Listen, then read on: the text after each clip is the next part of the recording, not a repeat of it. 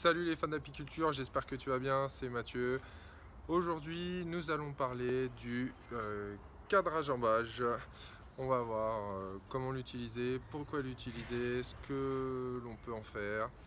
Juste avant ça, par contre, je t'invite à nous rejoindre sur la chaîne YouTube, la page Facebook et l'Instagram de la Fabrique Hippique. Si ce n'est pas déjà fait, tu as aussi ton guide PDF de 10 plantes mellifères offert en dessous de la vidéo. Tu télécharges, tu rentres ton nom, ton adresse mail et je te l'envoie directement.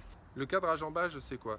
C'est un cadre que tu pourras intégrer dans ta ruche d'Adam de taille standard sur lequel tu vas retrouver 1 cm en dessous de la partie haute un élément en bois qui viendra sous forme de traverse pour pouvoir éviter de mettre de la cire gaufrée au niveau de ton cadre. Plusieurs possibilités pour l'utilisation du cadre à jambage. Tu souhaites peut-être commencer à t'initier à une apiculture un peu plus naturelle en utilisant moins de cire, eh bien, le cadre à jambage va te permettre de pouvoir éviter de mettre de la cire dans tes ruches. L'autre solution qui s'offre à toi pour l'utilisation du cadre à jambage, c'est pour contrôler le varroa. Tu vas intégrer ton cadre à jambage entre deux cadres déjà construits. Les abeilles vont venir sur l'ensemble de celui-ci construire leur cire naturelle et cela favorisera la création de couvains de mâles.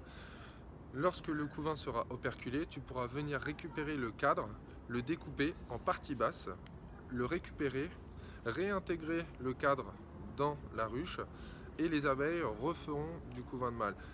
Lorsque tu récupéreras la partie basse pour le contrôle du couvain de mâle, il faudra désoperculer un grand nombre de cellules pour pouvoir contrôler les larves de mâle à l'intérieur des cellules, pour voir justement si il y a une forte pression de varroa sur ta ruche ou pas. Alors certaines personnes se plaignent de n'avoir que du couvain de mâle sur leur cadre à jambage.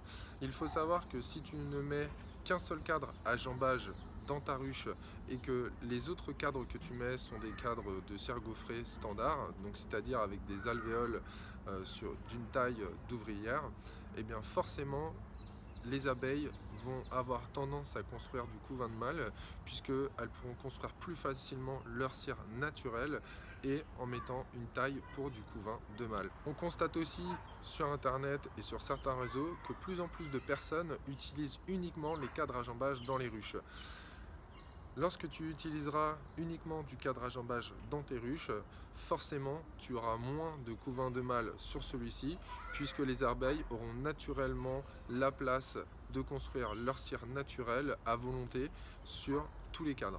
Alors pour récapituler, ton cadre à jambage, tu pourras l'utiliser si tu souhaites développer ton rucher sur un rucher naturel et pour faire le contrôle de présence de varroa dans tes ruches. Moi personnellement, sur les quelques ruches d'Adam que j'ai actuellement, j'intègre de plus en plus de cadres à jambage, aussi bien pour le contrôle du varroa que pour une apiculture naturelle. Pour ma part, je ne mets même pas d'amorce au niveau de la rainure centrale, je laisse les abeilles à 100% faire leur cire.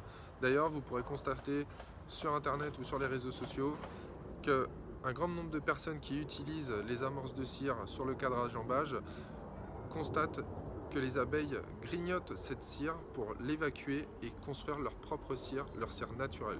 Voilà, c'est la fin de la vidéo, j'espère qu'elle t'a plu. Si c'est le cas, n'hésite pas à la partager.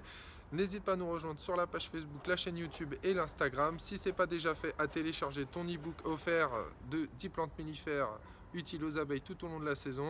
Quant à moi, je vais te laisser et je te dis à bientôt. Ciao, ciao!